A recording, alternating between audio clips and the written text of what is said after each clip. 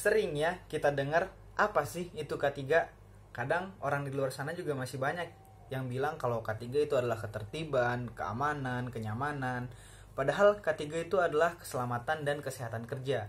Tapi kadang orang di luar juga masih ada yang bingung, keselamatan dulu atau kesehatan dulu sih? Nah, menurut teman-teman gimana?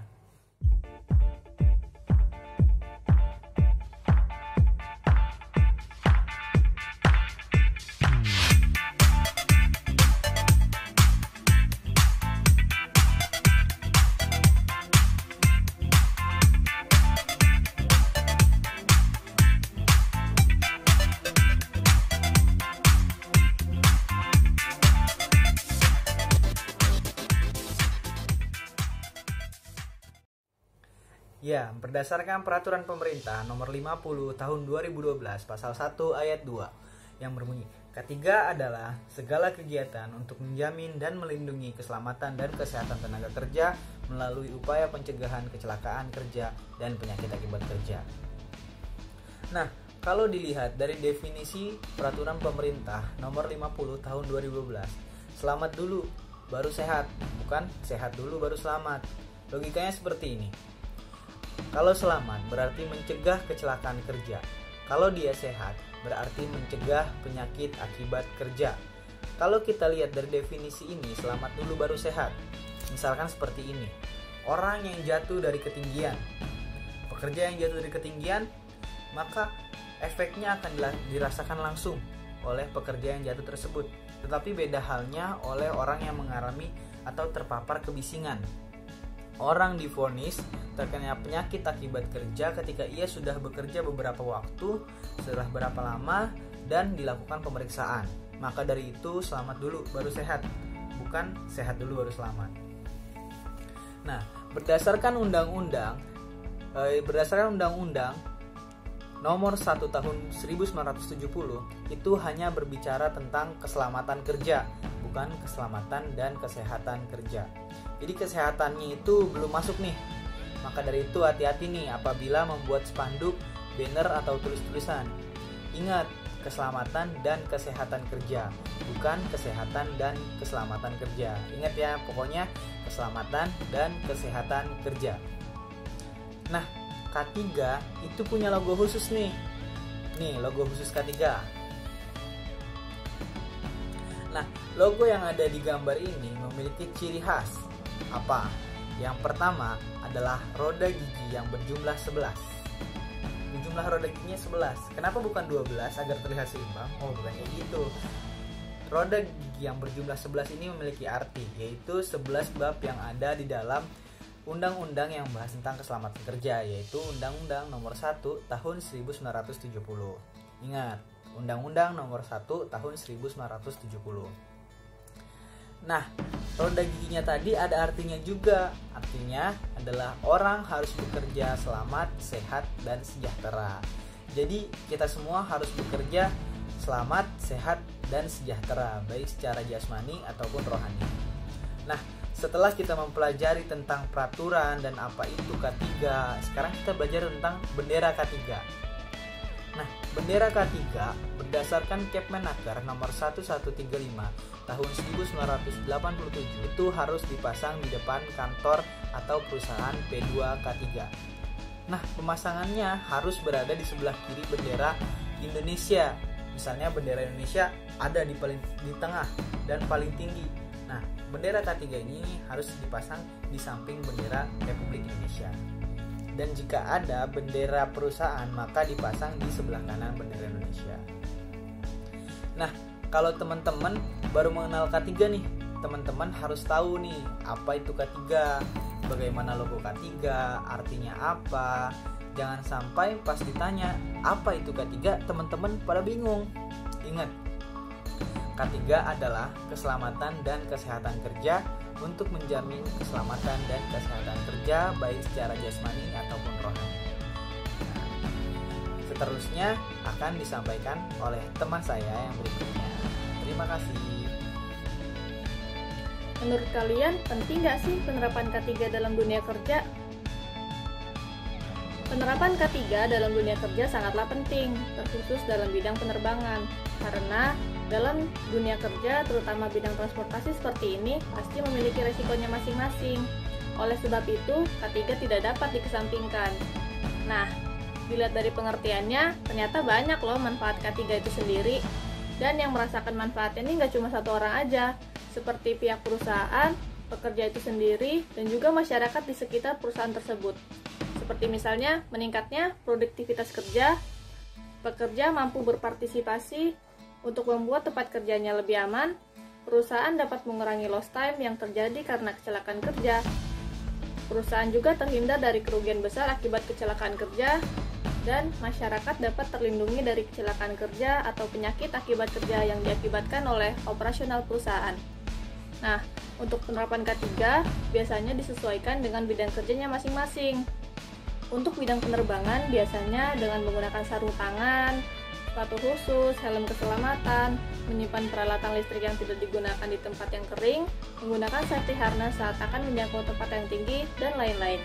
Oh iya, ternyata ada juga loh undang-undang yang ngebahas soal K3. Undang-Undang Nomor 13 Tahun 2003 atau yang biasa disebut dengan Undang-Undang Ketenagakerjaan memiliki peran yang sangat sentral dalam mengatur permasalahan perburuan di Indonesia. UU Ketenagakerjaan dapat menggambarkan hubungan yang ada di antara pemangku kepentingan, yakni pengusaha, pekerja, dan pemerintah. Dalam undang-undang tersebut ditulis bahwa ada dua jenis sanksi yang diberikan, yakni sanksi administratif dan juga sanksi pidana. Contoh sanksi administratif itu seperti teguran, peringatan tertulis, pembatasan kegiatan usaha, serta pembekuan kegiatan usaha.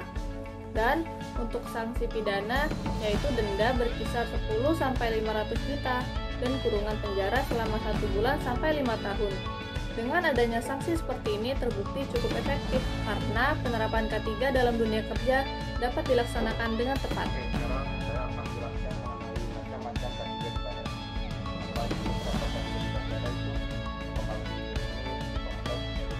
banyak. Ya, kalau di bandara itu penerapan K3 itu memang banyak, terus kompleks. Nanti biar gampang, ini kita pecah dua. Pertama itu ada yang dari personel, lagi ada yang dari penumpang. Kenapa agar itu mudah? Yang pertama nih untuk personel. Ini ada namanya itu license. License itu adalah salah satu hal yang paling diperhatikan dalam sebuah K3. Kenapa?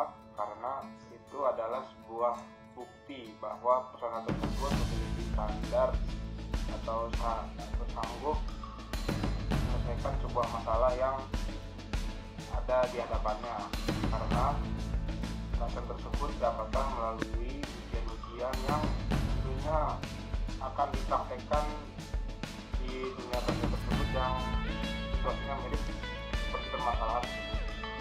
Lalu ada alat pelindung diri. Ini setiap personel wajib menggunakan alat pelindung diri sesuai dengan tempat yang dijelaskan. Salah seorang petugas itu perlu pakai helm proyek, terus rompi, dan alat keselamatan lainnya. Kenapa? Karena kita nggak tahu situasi di lapangan gimana kan, jadi untuk mencegah hal-hal buruk terjadi yang menimpa pada personel tersebut, alangkah baiknya dan memang wajib atau harus menggunakan alat pelindung diri agar personel tersebut selamat dari hal-hal yang tidak diinginkan. Terus juga nih, itu namanya personel wajib melaporkan setiap tindakan yang dilakukan. Personel ini wajib melakukan setiap kegiatan yang akan dilakukan ke beberapa pihak terkait agar terjadi miskomunikasi yang dapat menyebabkan kecelakaan. Misalnya nih, kita mau memperbaiki HLS di landasan. Nah, kalau kita nggak koordinasi sama ATC, nanti bisa-bisa tuh ATC tidak tahu dan bisa menginstruksikan sebuah pesawat untuk mendarat di runway yang kita perbaiki HLS-nya, dan itu dapat menyebabkan sebuah kecelakaan yang sangat fatal yang menimbulkan korban jiwa. Nah, agar hal itu tidak terjadi, maka sangat penting untuk melaporkan kegiatan yang akan dilakukan. Terus ada lagi nih, ini agak lucu ya. Kita tuh kalau mau bekerja tuh minimal tuh 2 orang. Kenapa? Karena dengan ada 2 orang ini nih, 2 personel ini, kita dapat saling meng-cross check atau mengkoreksi setiap hasil pekerjaan yang dilakukan. sehingga apabila ada kesalahan-kesalahan yang kecil itu dapat diperbaiki dan dapat ditindaklanjuti sesuai dengan SOP-nya. Terus kalau ada sebuah kejadian atau kecelakaan kerja ya pada personel lainnya itu dapat meminta bantuan atau mencari pertolongan seperti menelpon ambulans dan lain-lain, sehingga personel yang mengalami kecelakaan kerja ini dapat terselamatkan atau dapat ditolong oleh petugas kesehatan. Nah, itu dari sisi personel ya. Nah, jadi ini untuk dari sisi penumpang nih. Memang penumpang wajib ya, kategori juga wajib. Kenapa? Agar perjalanan yang akan dilakukan oleh penumpang tersebut dapat berjalan secara tenang, aman, dan nyaman. Salah satu ketiga untuk penumpang yaitu dilarang bawa senjata tajam, senjata api, hewan peliharaan, bahan mudah terbakar, bahan mudah meledak, dan lain-lain. Kenapa? Karena dikhawatirkan apabila penumpang tersebut membawa hal-hal yang tadi disebutkan dapat mengganggu hingga membahayakan sebuah perjalanan yang akan dilakukan apabila barang-barang tersebut dibawa. Selain itu, penumpang juga wajib untuk mengikuti prosedur yang diberikan oleh awak pesawat demi keselamatan dan kenyamanan, seperti menggunakan seatbelt ketika akan take off.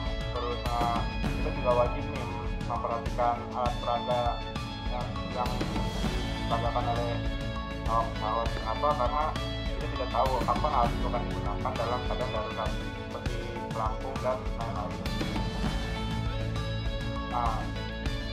Dari itu dapat disimpulkan bahwa ketika di bandara ini tuh sebenarnya banyak dan setiap aspek mulai dari personil hingga penumpang tuh wajib dilibatkan dalam penanganan dalam pelaksanaan K3.